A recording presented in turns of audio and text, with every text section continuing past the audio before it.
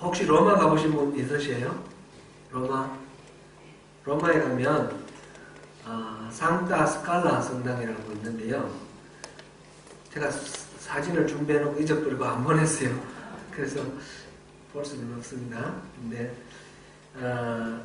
예수님이 빌라도 총독에게 재판을 받을 때에 그때 예수님이 끌려 올라갔던 그 계단을 그대로 옮겨놨습니다. 콘스탄티누스 대제의 어머니 헬레나가 그걸 다 옮겨놓고 거기다가 나중에 이제 그걸 성당으로 만들었습니다. 지금도 거기 가면 많은 사람들이 그 계단을 무릎 꿇고 올라갑니다. 무릎 꿇고 올라가면 이렇게 기도하면 하나님께서 죄를 사해 주신다 하는 그런 전설이 있습니다. 1500년대에 독일의 마르틴 루트라는 이름의 한 수도사가 있었는데 그는 내가 어떻게 하면 하나님의 마음에 합한 그리고 더 어렵고 안전한 그런 사람이 될 수 있을까? 그걸 늘 마음속에 그리며 그렇게 열심으로 살던 그런 수도사입니다. 이 사람은 원래 젊을 때에 법대를 가가지고 법률가가 되었는데 친구랑 이렇게 길을 걸어가다가 하늘에서 벼락이 떨어져서 친구가 죽었습니다. 그 자리에 바로 같이 걸어가다가 너무 놀래가지고 하나님이 자기를 부르신다 생각하고 다시 신학교를 들어가서 수도사가 되었는데 수도사가 되고 난 뒤에도 하나님을 늘 두려워하고 무서워합니다. 어떻게 하면 하나님 앞에 바로 설 수 있을까? 그런데 끊임없이 자기 내면 속에서 죄가 솟아 올라오잖아요. 그래서 계속해서 금식하고 그렇게 해서 나중에 그 수도원의 원장이 금식을 금지시켰습니다. 너는 절대로 금식하지 마라. 그랬는데도 계속 금식을 합니다. 어느 해에 이 사람이 이제 로마로 출장을 가게 됐습니다. 교회 심부름으로. 로마로 가서 그게 산타 스칼라 성당에 가서 그 계단을 무릎 꿇고 눈물을 흘리면서 가슴을 치며 올라갔습니다. 제발 저를 좀 안전하게 해주시고 내 안에서 계속 솟아나는 이 죄를 이길 수 있도록 좀 해주십시오. 그렇게 가슴을 치며 무릎 꿇고 올라갔는데 그것을 여러 번 오락내락 해도 마음속에 아무런 구원의 확신이 없습니다. 그래서 이 사람이 그 일을 계기로 해서 깨달았습니다. 구원은 이런 행위로 이루어지는 것이 아니구나.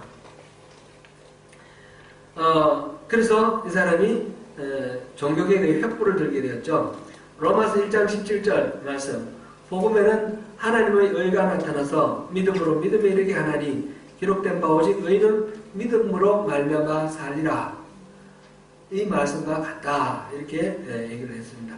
이 로마서 1장 17절이 종교개혁의 중요한 그런 주제 선고가 되고요.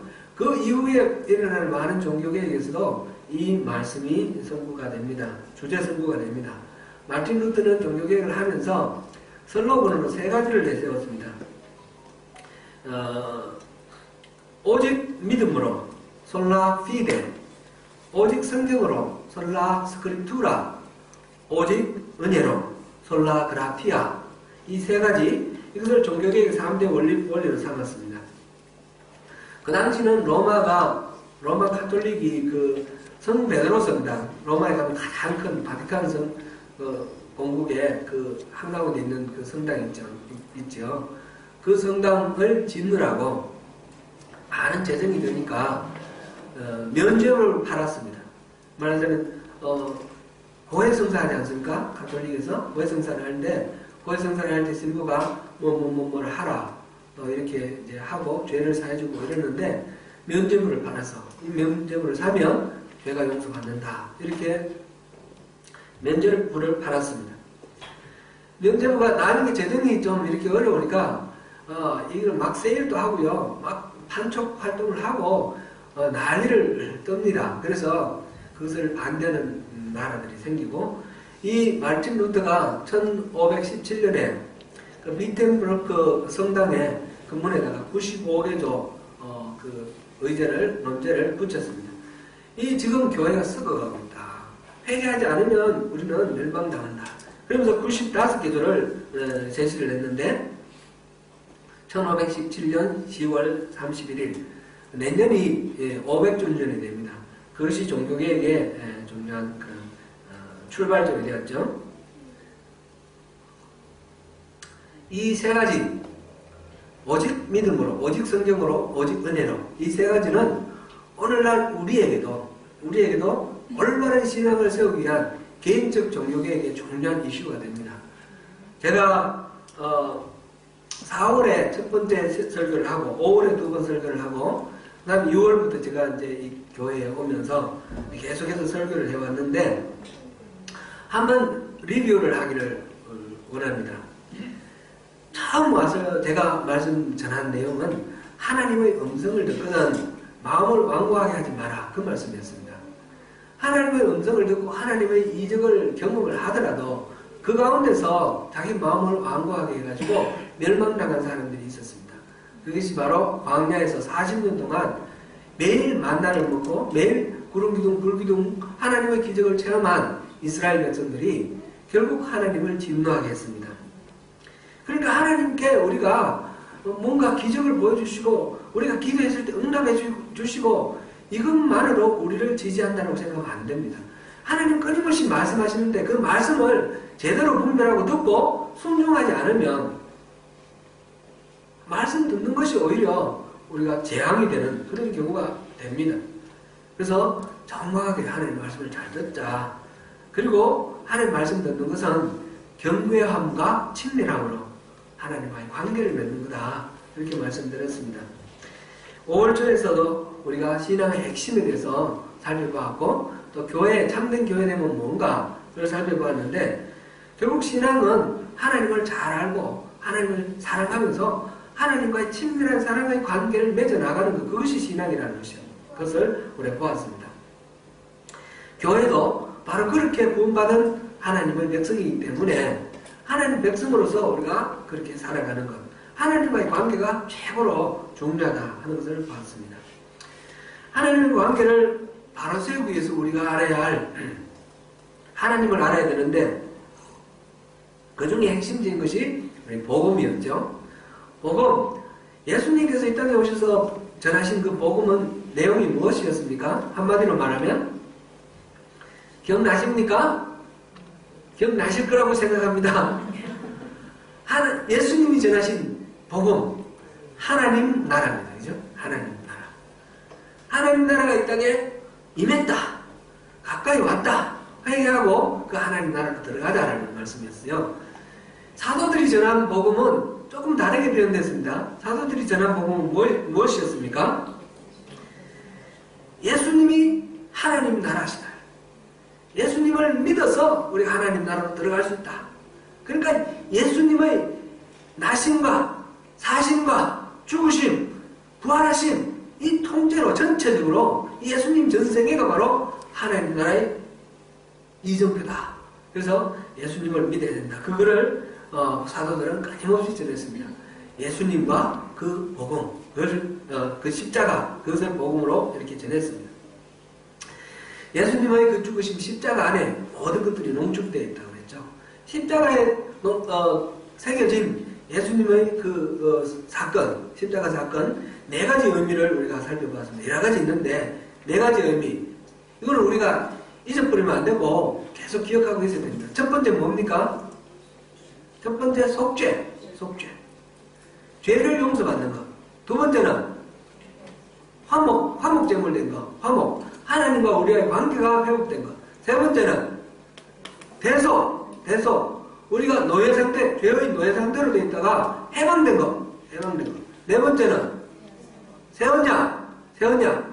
하나님이 우리 마음에 세언약을 심어줬는데 그것이 성령님입니다. 성령님을 우리 안에 주어주셔서 우리가 하나님하고 늘 함께 있을 수 있도록 그 어떤 율법을 우리가 받아서 이걸 지켜야 되지 이렇게 노력하면서 살아가는 그런 방식이 아니고 이제는 우리 안에 들어오신 성령님이 우리에게 소원을 주시고 하고 싶어하는 마음을 주시고 그걸 할 수 있는 능력을 주셔서 율법을 지키는 것이 부담이고 책임이 아니라 우리가 기쁨이 되고 또 그 잔치에 참여하는 그런 것이 될 수 있도록 그렇게 하려면 우리에게 새 언약으로 우리를 주셨습니다. 이 네 가지가 십자가에 담겨진 의미 중에 핵심적인 네 가지입니다. 다시 한번 짚어봅니다. 첫째, 속죄. 둘째, 화목. 셋째, 대속. 네 번째, 새 언약. 이 영어로는 뭐라고 그랬죠? 첫째는 잊어버렸습니까? 첫째는 atonement. 둘째는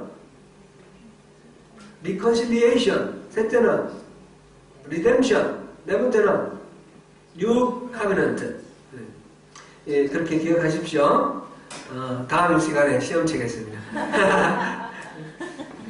이 중요한 겁니다. 왜냐하면 십자가 의미를 알아야지 그 능력을 우리가 누릴 수 있게 되거든요.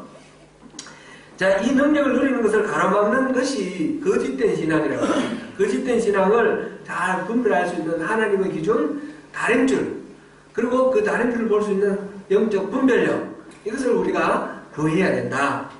그렇지 않으면 우리가 신앙생활을 열심히 해도 엉뚱하게 그렇게 할 수가 있습니다. 그래서 거짓된 신앙을 세 가지 측면에서 봤습니다. 그렇죠? 첫 번째는 자기의 의와 육체를 신뢰하는 이런 걸 뭐라고 그랬어요? 자기의 의와 육체를 신뢰하는, 자기의 자원으로 신앙생활하는 이걸 뭐라고 그랬어요? 율법주의라고 했습니다. 율법주의. 두 번째는 자기의 만족을 구하고 자기 복을 구하는 그런 자기중심적인 그런 신앙 뭐라고 그랬어요? 기복주의. 세 번째로는 자기의 방법과 자기의 길로 나가는 것. 이거는 뭐라고 그랬습니까? 인본주의. 그러니까 이 중심이 이동돼야 되는 것입니다. 자기가 중심이 아니라 하나님의 자원으로, 하나님의 만족을 위해서, 하나님의 길을 따라 그렇게 신앙생활하는 것이 참된 신앙이다. 그렇게 우리가 봤습니다. 거짓된 신앙, 이거 우리 너무너무 우리가 이게 참 구별하기가 쉽지 않습니다. 그래서 신앙생활을 하면서 열심히 신앙생활을 하는데 새벽기도 열심히 하고 그 다음에 뭐 헌금 열심히 하고 주일 성수 부지런히 하고 그랬는데 하나님이 나는 너를 전혀 모른다 이렇게 하실 수가 있다는 겁니다. 그 중심이 자기가 되면 자기가 복받고 자기 열심히 신앙생활하는 그런 열심으로 이 하나님 나라 교회를 열심히 세워야지 이런 식으로 생각을 하면 안 된다는 것이죠. 그리고 그 방식이 우리가 인간적으로 생각하고 있는 여러 가지 논리적이고 합리적인 그런 방법, 물론 하나님이 이성을 주셨지만 논리적이고 합리적인 이 방법만으로 모든 것을 해결하려고 하면 그것은 결국 인간적인 인본주의적인 그런 신앙생활을 할 수밖에 없다는 겁니다. 그러니까 중심을 이동을 시켜야 됩니다. 내가 중심이었는데 인간이 중심이었는데 여기 완전히 옮겨서 하나님 중심으로 완전히 가야 됩니다. 오늘부터 다룰 내용은 이때까지는 우리가 어쩌면 이제 문제점을 중심으로 봤습니다. 이제 그러면 대안은 뭐냐? 대안은 실질적으로 우리가 신앙생활을 어떻게 해야 되느냐? 우리 그동안에 문제점을 하면서 계속 대안을 제시를 했지만 오늘부터는 좀 더 본격적으로 대안을 다룹니다.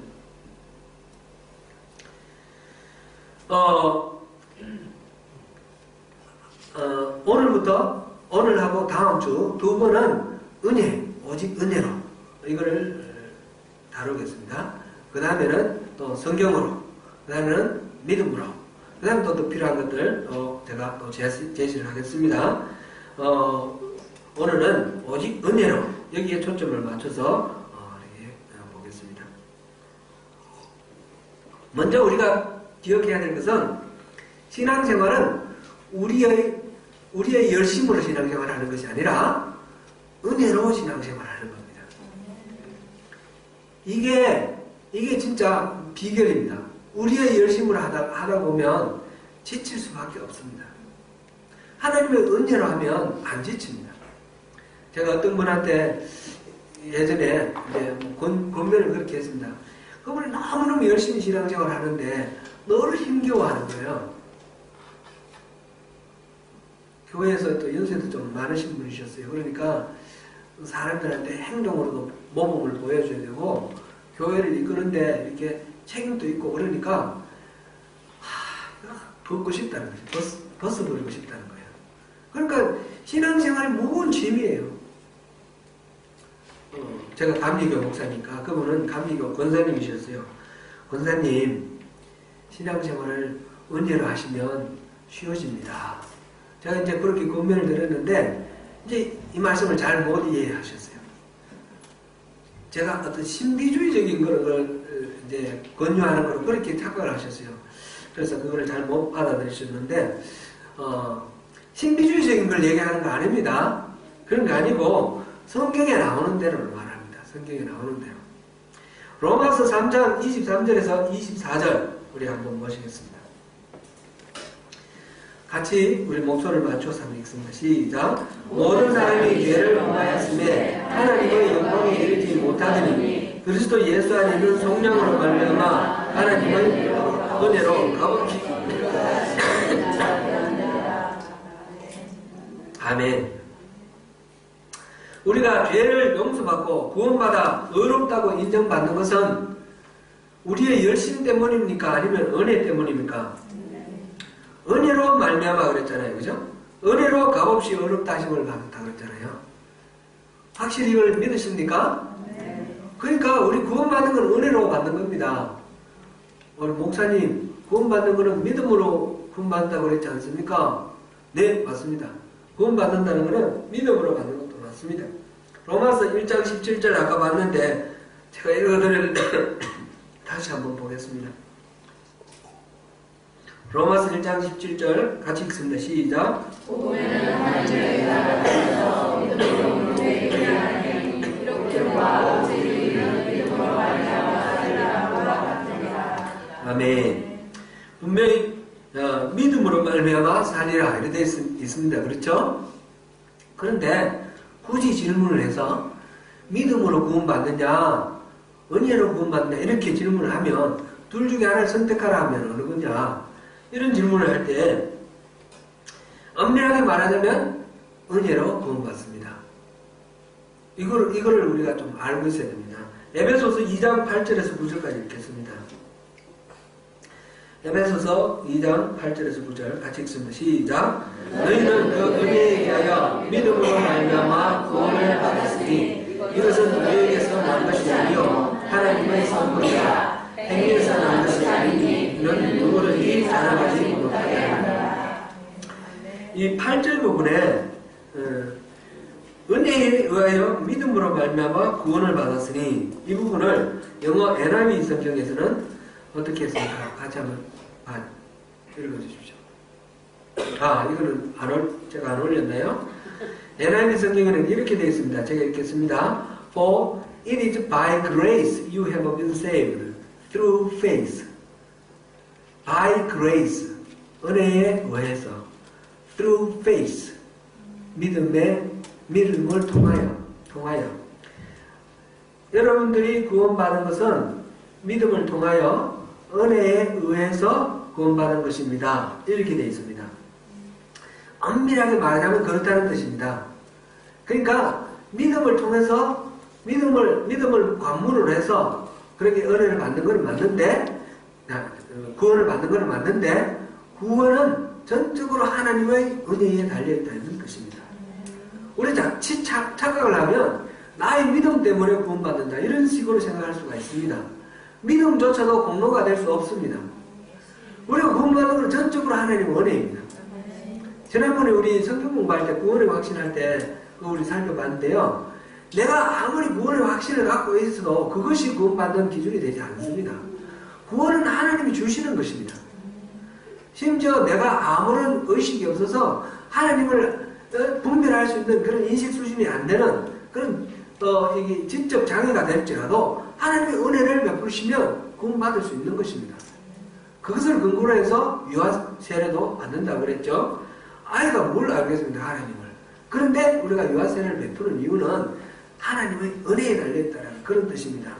그래서 우리가 구원받는 것은 믿음으로 구원받습니까? 은혜로 구원받습니까? 이렇게 말하면 은혜로 구원받습니다. 그런데 구원받는 것이 믿음으로 받는 것이 맞습니까? 이러면 맞습니다. 그죠? 네? 우리의 믿음을 통해서 구원받기 때문에 그렇게 말하는 것입니다. 그래서 이제 지금 은혜의 기능에 대해서 말하고 있습니다. 은혜의 기능 첫 번째 우리가 구원받는 것은 은혜로 구원받는다. 이걸 말씀을 드렸습니다. 그 다음에 에베소서 3장 7절에서 8절까지 같이 보겠습니다. 같이 읽습니다. 시작. 이 복음을 위하여 그의 능력이 역사하시는 대로 내게 주신 하나님의 은혜의 선물을 따라 내가 일꾼이 되었노라. 모든 성도 중에서 지극히 작은 자보다 더 작은 나에게 이 은혜를 주신 것은 측량할 수 없는 그리스도의 풍성함을 이방인에게 전하게 하시고. 아멘. 내가 일꾼이 된 것은 무엇을 따라서 일꾼이 되었죠? 하나님의 은혜의 선물, 그죠? 은혜로 내가 일꾼이 되었습니다. 그리고 이 은혜를 주신 이유는 그리스도의 풍성함을 이방인에게 전하라고 주신 것입니다. 이 말씀을 보면 분명히 우리가 부르심을 받고 복음의 일꾼이 된 것, 소명받고 소명을 감당하게 된 것은 은혜로 말미암아 그렇게 되었다는 것입니다. 은혜는 구원 받는 데만 의미가 있는 것이 아니라 우리가 소명받고 감당하는 이 모든 과정이 은혜로 된다는 것입니다. 고린도후서 1장 12절입니다.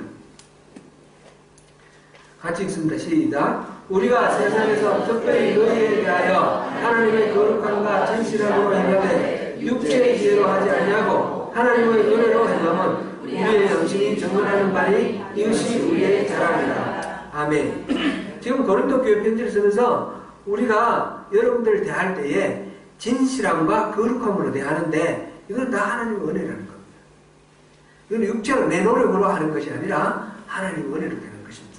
우리가 살아가면서 거룩함과 진실함으로 살아가는 이것이 바로 하나님의 은혜입니다. 고린도전서 15장 10절 말씀 보겠습니다.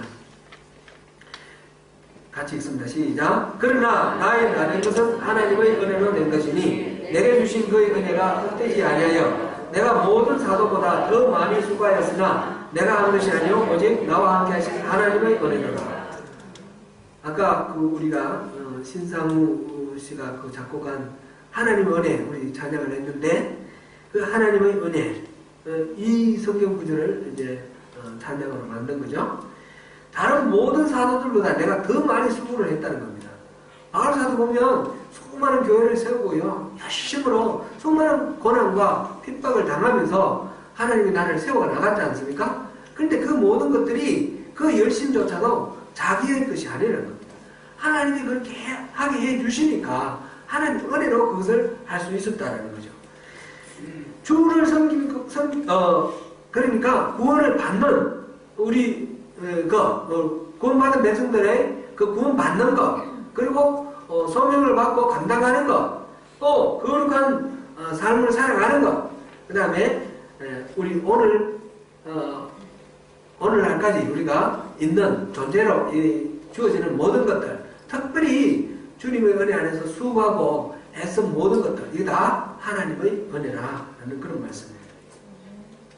이 은혜는 행위와는 엄격히 구분이 됩니다. 은혜와 행위는 성경에서 계속해서 구별해 나옵니다.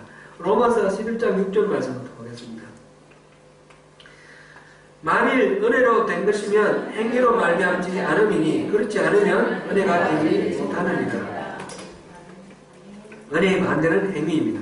지난번에 우리 갈라디아서 봤는데 갈라디아서 보니까 육체를 따라 난 이스마엘과 약속을 따라 난 이삭이 있었습니다. 하나님의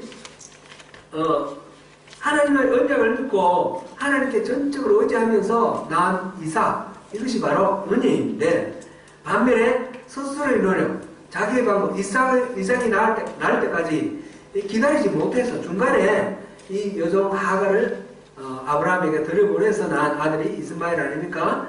인간적인 방법으로 스스로 노력하고 행위로 무언가를 이루려고 하는 것은 바로 이스마엘, 행위 이렇게 표현하는 것입니다. 아까 고린도전서 15장 10절 우리 봤는데 모든 사도보다 더 많이 수고한 것조차 내게 힘주셔서 그렇게 가능케 하는 하나님의 은혜일 뿐이다. 이렇게 말씀합니다. 우리의 참된 신앙은 바로 이런 생활입니다. 처음부터 끝까지 철저히 하나님의 은혜로 이루어지는 신앙생활, 그것이 참된 신앙생활입니다. 그러므로 우리는 승리하는 삶을 위해서 하나님께 이 은혜가 필요합니다. 수시로 때마다 상황마다 우리는 이 은혜가 필요합니다. 그걸 하나님께 구하고 그 하나님께서 베풀어 주시는 것을 누려야 되는 것입니다. 오늘 본문이 바로 히브리서 4장 14절 16절 이것이 바로 그 내용입니다. 다시 한번 본문 읽어보겠습니다. 그러므로 우리에게 큰 제사장이 계시니 성천하시니 곧 하나님의 아들 예수시라. 우리가 믿는 도리를 굳게 잡을지어다. 우리에게 있는 대개심은 우리의 연약함을 동정하지 못하시니가 아니요 모든 일에 우리가 똑같이 시험을 받으시는데 죄는 없으시니라. 그러므로 우리는 극렬하심을 갖고 때를 따라 돕는 은혜를 얻기 위하여 은혜의 보좌 앞에 담대히 나아갈 것입니다. 저기 스팟 좀 꺼주시겠습니까? 스팟을 좀 꺼주십시오. 여기서 하나님의 보좌를 은혜의 보좌다 이렇게 말했습니다. 히브리서 기자는 예수님을 큰 제사장이라고 했습니다. 제사장이 뭐 하는 사람입니까? 인간의 그 죄를 용서받기 위해서 인간이 그 양을 잡고 소를 잡고 짐승을 잡아서 희생을 잡아서 그 자기 죽음을 대신해서 이 희생이 죽는 것을 통해서 죄를 용서받는데 그 하나님하고 인간 사이 그 화목, 죄를 용서받는 과정에서 그 중재하는 사람이 제사장입니다. 예수님이 바로 큰 제사장으로서 모든 인류의 죄를 용서받게 하나님 앞으로 우리를 데리고 나가셨습니다. 그리고 자기 스스로가 어린 양이 되어서 그 죄의 속죄 제물이 되었습니다.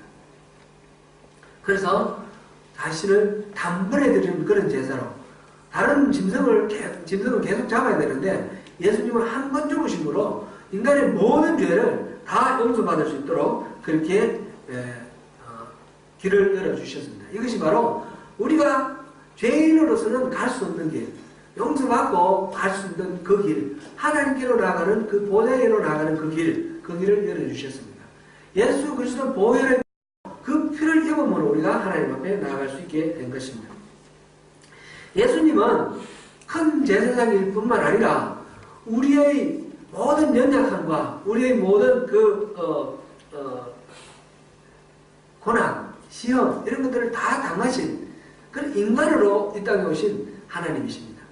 완전한 100% 인간으로 이 땅에 오신 분입니다. 그래서 우리의 모든 그 상황을 다 아시고 다 몸으로 체험하셨고 그래서 공감을 해주시는 분입니다. 오늘도 하나님 보좌 우편에 앉아 계셔서 우리가 지은 죄에 대해서 사단이 끊임없이 고소를 할 때에 예수님께서 그래서 내가 죽었습니다. 그러면서 하나님 앞에 우리를 변호해 주시는 분이 바로 예수님이십니다. 우리의 어떤 연약함이나 어떤 고난 시험도 예수님은 다 아십니다. 예수님은 시험 당하시기도 하셨고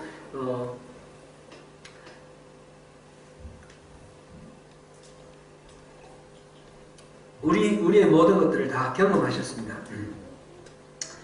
이제 우리는 은혜의 보좌 앞에 당당히 나아갈 수 있습니다. 하나님이 우리의 아빠가 되셨습니다. 어떤 두려움도 없이 담담으로 하나님 앞에 나아갈 때 우리에게 때를 따라 돕는 이 말은 시의적절하게 시시때때로 딱 맞게 그런 뜻입니다.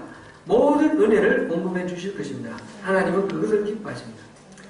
우리가 하나님 앞에 나아갈 때 의지할 것은 그러므로 우리 단 한 가지 예수님이 지으셨던 그 십자가뿐입니다. 자기를 부인하고 십자가를 지는 것. 자기를 부인하고 자기 십자가를 지고 예수님 나를 따르라 하신 예수님을 따르는 그것이 우리가 주님께로 나가는 그 길이고 그 모든 길에 주님께서 예비하신 은혜가 준비되어 있습니다. 아시시의 성자 성 프란체스코 아시죠? 영어로 식으로는 프란시스 이렇게 하고요. 프란시스의 기도 이런 유명하지 않습니까? 이 가톨릭 신도들은 성인들 중에 최고의 성인으로 성 프란체스코를 꼽습니다. 프란체스코의 제자가 어느 날 꿈을 꾸었는데 꿈을 보니까 천국에 아주 아름다운 보좌가 이렇게 놓여 있습니다. 그래서 천사에게 물어봤습니다. 저 보좌에는 누가 앉습니까? 그랬더니 프란체스코가 앉는다는 거예요. 그래 너무너무 자랑스럽고 기분이 좋아서 잠이 깼습니다. 나중에 이제 기회가 있을 때 선생님께 물어봤습니다. 스승님께서는 스스로를 어떻게 생각하십니까? 물어봤더니 프란체스코가 말하기를 나는 세상에서 가장 악하고 더러운 사람이다. 이렇게 대답을 한 거예요. 그래서 제자가 아니 선생님 그렇게 말씀하시면 안 되시죠. 그건 겸손이 아니라 위선입니다.